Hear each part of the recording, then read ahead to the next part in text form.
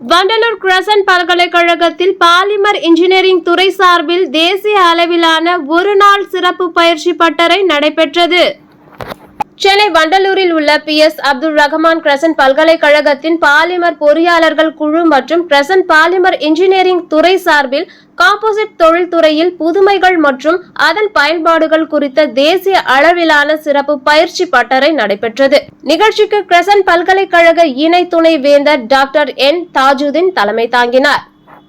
சிறப்பு விருந்தினராக Hasan performance materials நிறுவனத்தின் செயல்பாடுகள் மற்றும் தொழில்நுட்ப இயக்குனர் K ஜெகநாதன் கலந்து கொண்டு காம்போசிட் தொழில்நுட்பத்தின் வளர்ச்சி குறித்து உரையாற்றினார். பாலிமர் என்ஜினியரிங் படிக்கும் மாணவர்களின் எதிர்கால தேவை குறித்தும் எடுத்துரைத்தார். அதனைத் தொடர்ந்து செய்தியாளர்களிடம் பேசும்போது, இன்று பாலிமர் துறையால் இந்த உலகம் இயங்கிக் கொண்டிருக்கிறது. ஒவ்வொருவரும் காலை எழுந்து பல் துலக்குவதில் இருந்து இரவு தூங்க செல்லும் முன் வரை பாலிமர் துறையால் தயாரிக்கப்பட்ட பொருட்களைத்தான் பயன்படுத்தி வருகின்றோம். வரும் காலத்தில் பாலிமர் துறைக்கு நல்ல எதிர்காலம் உள்ளது. தற்போது AI தொழில்நுட்பம் மூலம் இன்னும் பாலிமர் துறை நல்ல வளர்ச்சி அடையும். AI தொழில்நுட்பம் மூலம் விரைவாக தொழில்நுட்பத்தை பயன்படுத்தி பாலிமர் துறையில் வேகமாக பணியாற்ற முடியும் என்றார். சிறப்பு விருந்தினரின் சிறப்புரையை தொடர்ந்து மாணவர்களுக்கு பாலிமர் கலவை தயாரிப்பு செயல்முறைகள் குறித்து விவரிக்கப்பட்டது. இந்த பயிற்சி பட்டறையில் சென்னையை சேர்ந்த ஏராளமான கல்லூரி மாணவ மாணவிகள் கலந்து கொண்டு பயிற்சி பெற்றனர்.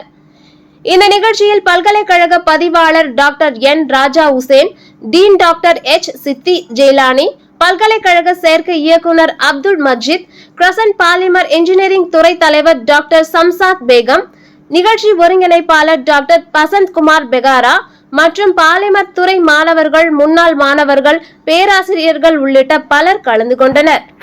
இந்த ஸ்டூடெண்ட்ஸ்க்கு வந்து one of the best opportunity.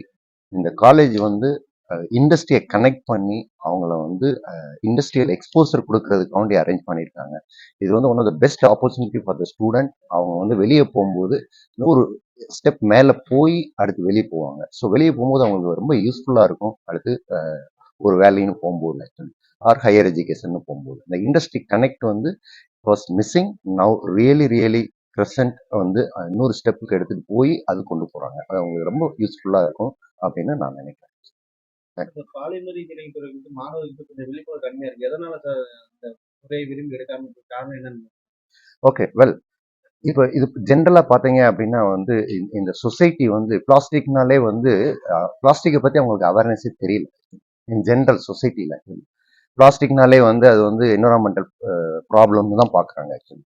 But environmental problem plastics அப்படின்னு பார்த்தீங்கன்னா நம்ம எப்படி ஹேண்டில் பண்ணுறோங்கிறதுல தான் இருக்குது ஆக்சுவலி. இன்னைக்கு வந்து பிளாஸ்டிக்ஸ் இல்லாமல் யாருமே வந்து வாழ முடியாது ஆக்சுவலி. அதுதான் வந்து உண்மை.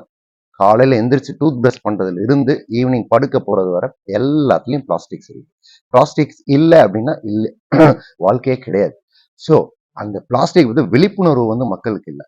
அதனாலதான் வந்து ப்ராபப்ளி இந்த கோர்ஸ் இருக்கு, இதெல்லாம் பண்ணணும் அப்படிங்கிறது வந்து வெளியே வந்து விழிப்புணர்வு கம்மியா இருக்கு. பட் இப்போ வந்து கொஞ்சம் கொஞ்சமா மாறிக்கிட்டு வருது. அந்த ஸ்பீடு வந்து இன்னும் மாறணும் அப்படிங்கிறது தான் வந்து இண்டஸ்ட்ரியில இருந்து நாங்க சொல்றது.